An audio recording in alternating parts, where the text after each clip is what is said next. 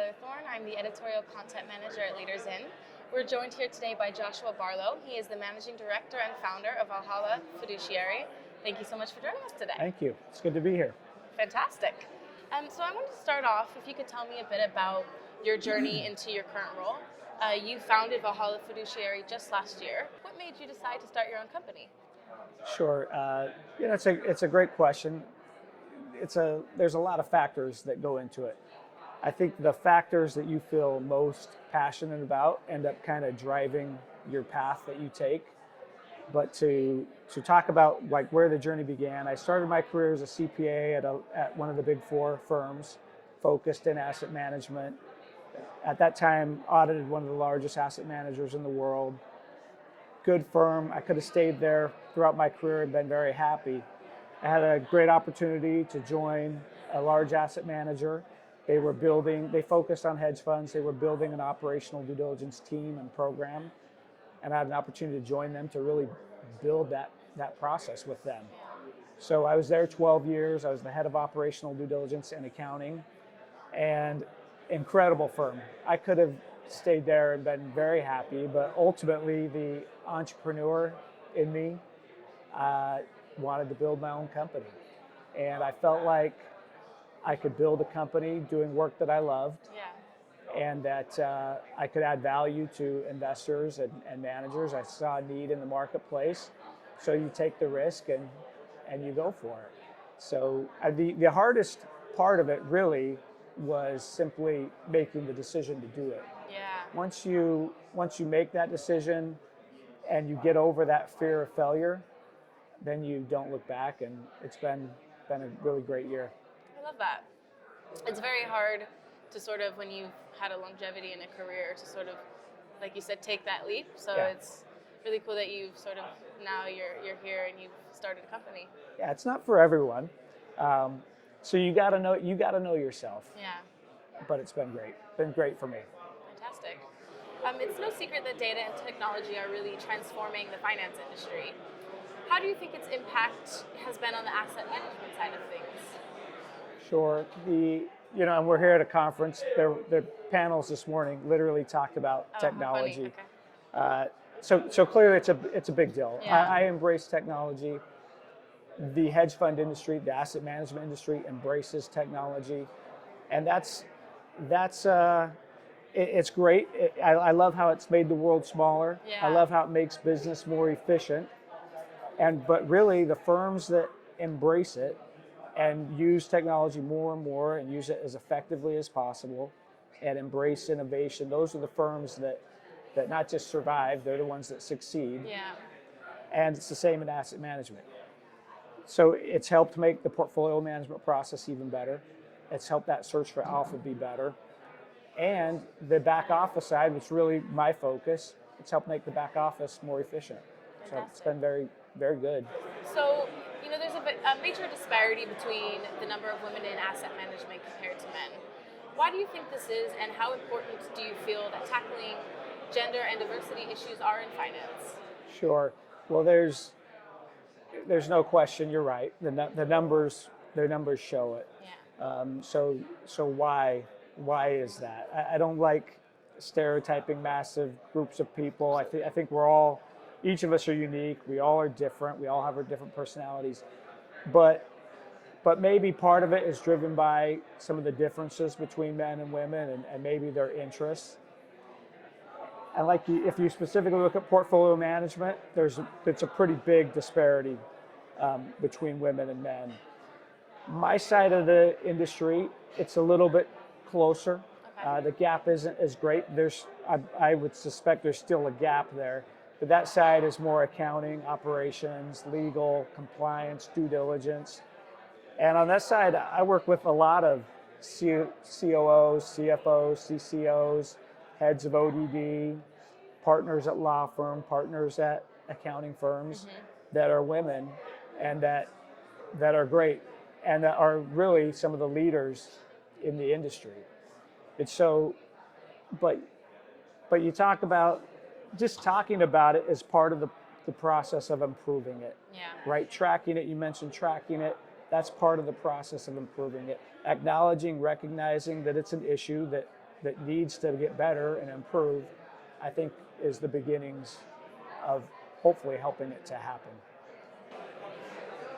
So, continuing along those lines, from your company's perspective, how do you try to combat these issues? Okay, well, I think about it a lot.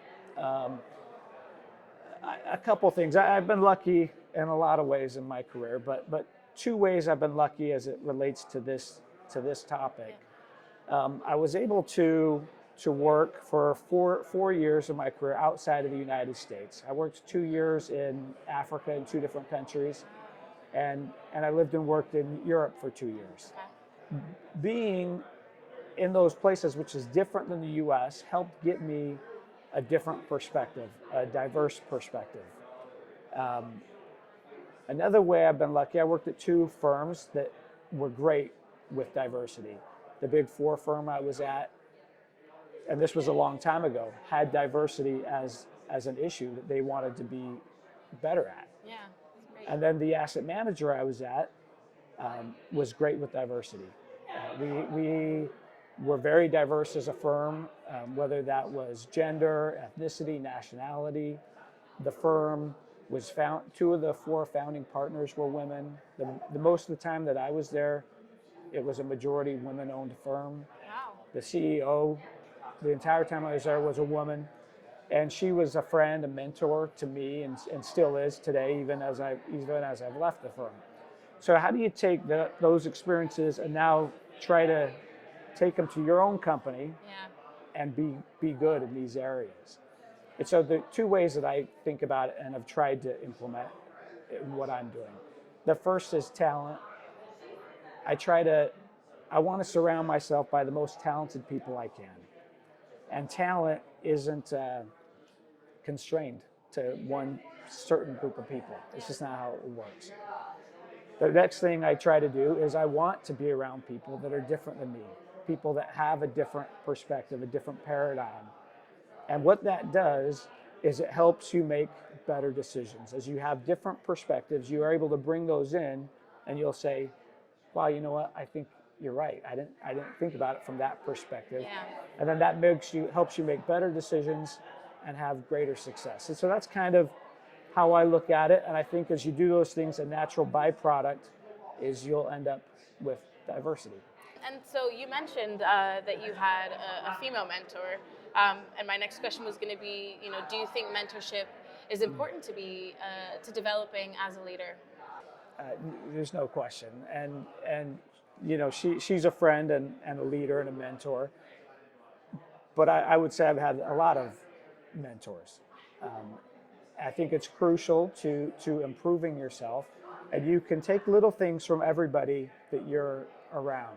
Yeah. And so it doesn't mean that you're around perfect leaders. It doesn't mean you're around perfect people, but you can find qualities in people and you say, that's an area I would like to improve in. Yeah. And you can recognize that weakness and you can make that a strength. So it's finding people, and it's really trying to create an improvement mindset, a growth mindset in yourself.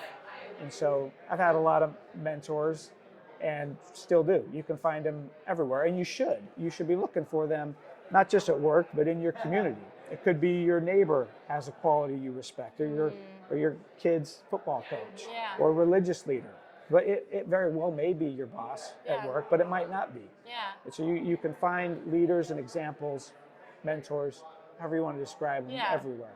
Is it more sort of like a traditional you have a mentor, they know you're the mentee, or is it sort of you look more for qualities that you see in people and you try to emulate them, or just ask questions? Is it more about that? That's how I do it. I think it's probably been a little bit of both. Yeah. Sometimes firms assign mentors to you. Oh, okay. And that can be a great advocate that you have. Yeah. You can sign up to be a mentor, even. Okay. Like at my university that I'm alum of, there's a mentorship class that I'm a part of. Okay. So you can do things. For me, it's a little bit more organic in general. You work with people, and sometimes it just naturally happens. And it might be somebody you work with, it might be somebody you don't work with, that you can see traits in, and you say, they're great at that. I wonder how they did that. And you can chat with them about it. And it's like anything. you might see somebody who's a great speaker, and sometimes you think, oh, they're just a talented speaker. I wish I could be that, but they just are. That's probably not true. You could probably talk to them about it and ask them how they became a great speaker. And what you'll probably discover is it's something that they taught themselves or learned from others, and they put a lot of effort into it. And that's a way that you can extract qualities from other people. So for me, it's probably less formal, but there are certainly formal mentors. Ways to do it, yeah. So, you already mentioned a bit about a woman mentor that you had. My next question was going to be, do you personally have a mentor? So if so, could you sort of share a brief anecdote about kind of an impactful learning experience that you had from one? This was a long time ago, like 20 years ago.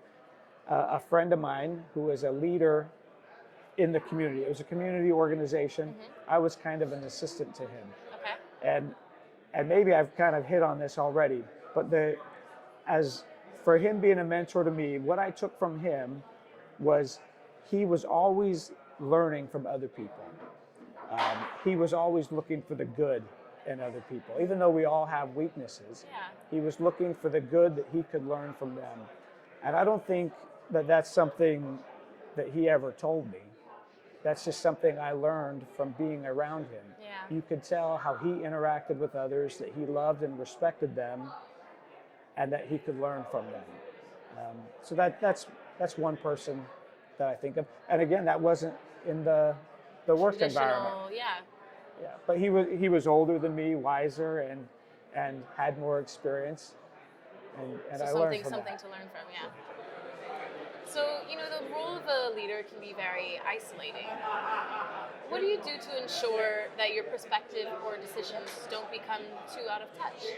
Sure. There's no question. I've told leaders that I've known for years that part of being a leader is you're going to be criticized. Yeah. Okay, that's the gig. No matter how good you are, no matter how talented you are, people will be critical of you.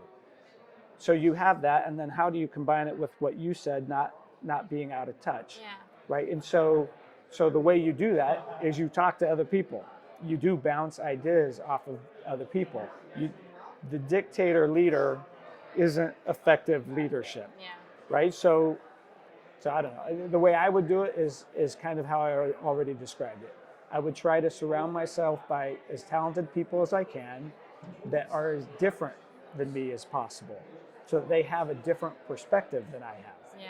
Now you bounce off what you're thinking with them, and that'll help you not be out of touch, as you say. It'll help you realize that, oh, maybe that wasn't a good idea that I thought was good, but that's probably not going to work because I bounced it off of a few different perspectives and they said, that's probably not going to work. So I think that's how you do it. You know you're the leader, but you work with others, you still talk with others, and it doesn't have to be consensus. Yeah.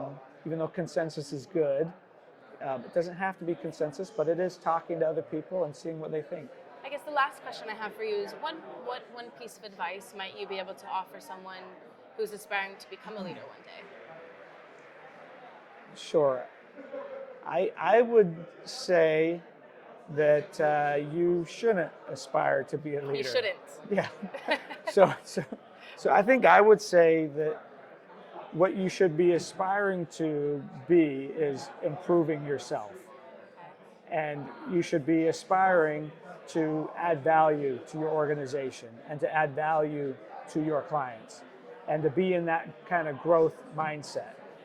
And recognize that your career is the long game and that there are decisions you'll make today and seeds you'll plant today that might not bear fruit for a long time, or maybe they'll never bear fruit. But you got to remember that that's not why you did it. Yeah. You did it to improve yourself and to be better, and you did it to be value add to somebody else. So that's the approach that I would take. Look, I think who are the leaders? Leaders are people who are constantly improving. That's how they became a leader. Yeah. So I think that's what you should aspire to do, and it'll sort itself out. If you really are wanting to be a leader, Yeah. I think it'll it'll all sort itself out. Fantastic. Well, Thank you so much for joining us. It's been Thank lovely you. speaking to you.